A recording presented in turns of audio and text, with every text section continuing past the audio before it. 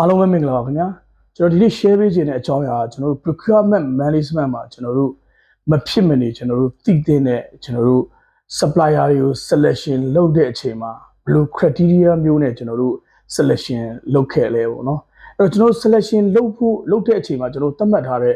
criteria တွေကိုကျွန်တော်တို့ထားရှိဖို့ပြီးတော့ကျွန်တော်တို့ score တွက်ဖို့လိုအပ်တယ်ပေါ့နော်အဲ့တော့သတ်မှတ်ထားတဲ့ criteria တွေဆိုရင်ကျွန်တော်နံပါတ်1ကျွန်တော်တို့ price cost ပေါ့နော်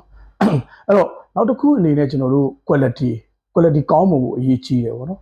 ပြီးနောက်တစ်ခုက supplier ကကိုလိုအပ်တဲ့အချိန်မှာကိုယ့်ရဲ့လိုအပ်တဲ့အတိုင်းကိုကသူ့မှာ capacity ရှိဖို့လိုအပ်တယ်ပြီးနောက်တစ်ခုကျွန်တော်တို့ competency သူ့ရဲ့လုပ်ငန်းမှာကျွန်တော်တို့ကျွမ်းကျင်နဲ့ကျွန်တော်တို့ supporting ပေးနိုင်တဲ့ supplier မျိုးဖြစ်ရမယ်ပြီးနောက်တစ်ခု innovative အားကောင်းရမယ် system ကောင်းတဲ့ကျွန်တော်တို့ innovative new product မျိုးကိုကျွန်တော်တို့ supporting ပေးနိုင်တဲ့ supplier မျိုးဖြစ်ဖို့လိုတယ်ပြီးနောက်တစ်ခုအရေးကြီးဆုံးကတော့ financial healthy သူ့ရဲ့ကိုယ်နဲ့သူနဲ့ကြားမှာတောက်လျှောက်ချိတ်ဆက်နေတဲ့အချိန်မှာ supplier ရဲ့ကျွန်တော်တို့ financial ဘိုင်းမှာလေကိုယ့်ဘက်ကအရေးကြီးစွာထည့်သွင်းစဉ်းစားဖို့လိုအပ်တယ်ပေါ့နော်အကယ်၍ကိုက down payment တွေအများကြီးချပေးလိုက်တဲ့အခြေအနေ down payment ချပေးလိုက်တဲ့အခြေအနေမှာသူ့ဘက်က bankrupt ဖြစ်သွားတဲ့အချိန်မှာတခြားမလိုလားတဲ့ပြဿနာတွေကျွန်တော်တို့ဖြစ်လာနိုင်တယ်အဲ့ဒီအတွက်ကြောင့်ကျွန်တော်တို့ရွေးချယ်တဲ့အချိန်မှာ financial ကိုလေးကျွန်တော်တို့ထည့်သွင်းစဉ်းစားပြီးတော့ကျွန်တော်ရွေးချယ်ဖို့လိုအပ်တယ်ပြီးသူ့ရဲ့ lead time အခြေအနေတွေပြီးသူ့ရဲ့ background အခြေအနေတွေရပေါ့နော်အဲ့တော့ဒီအချက်တွေပုံမှာအခြေခံပြီးတော့ကျွန်တော်တို့ score တွက်ပြီးတော့ကျွန်တော်တို့ရွေးချယ်ကြတယ် company တွေနဲ့ကိုယ် company တွေနဲ့ကိုသတ်မှတ်ထားတဲ့ score rate အတိုင်းကိုကျွန်တော်တို့သတ်မှတ်ပြီးတော့ဥမာ85အထက်80အထက်ဒီ score rate အတိုင်းကိုကျွန်တော်တို့ရွေးချယ်ပြီးတော့ဒီ supplier တွေကျွန်တော်တို့ရွေးချယ်ခဲ့တယ်ပေါ့နော်အဲ့တော့အဲ့ဒီမှာနောက်တစ်ခုကဘာဆက်ဖြစ်လဲဆိုတော့2 vendor quotation 3 vendor quotation တွေတကယ် project အတွက်ကို supplier နှစ်ခုကိုကျွန်တော်တို့ competition လုပ်ပြီးတော့ကျွန်တော်တို့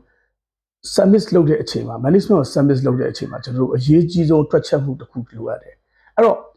ဥမာကျွန်တော်တို့ innovative ကိစ္စတွေ quality ကိစ္စတွေ price ကိစ္စတွေ delivery on time ကိစ္စတွေသူ့ရဲ့ competency ကိစ္စတွေဒီဟာတွေအကုန်လုံးကိုကျွန်တော်တို့ကအမှတ် score ပေးရုံနဲ့မလို့တော့ဘဲနဲ့သူ့ရဲ့ဒီ criteria တစ်ခုချင်းစီမှာ weight တွေသတ်မှတ်ဖို့လိုတယ်အဲ့တော့100% weight မှာကျွန်တော်တို့ဖွဲပြီးတော့ကျွန်တော်တို့ breakdown ချလိုက်တဲ့အချိန်မှာဥပမာ quality ဆိုရင်တခြား background နဲ့ဆိုင် quality က weight ပိုများတယ်ဆိုရင်ကျွန်တော်တို့က quality ကို weight 20ပေးမလားခြားဆို10ပေးမလားခြားဆို15ပေးမလားပေါ့နော်အဲ့တော့ဒီလိုမျိုး weight တွေကိုချပြီးတော့မှ weight နဲ့ score တဲ့သတ်မှတ်ပြီးတော့မြှောက်လို့ရတဲ့ weight score မှာထွက်လာတဲ့ရလ result နဲ့တခြား supplier B မှာရတဲ့ result ဒီ supplier A မှာရတဲ့ result အဲ့နှစ်ခုကို comparison လုပ်ပြီးတော့ဒီ vendor က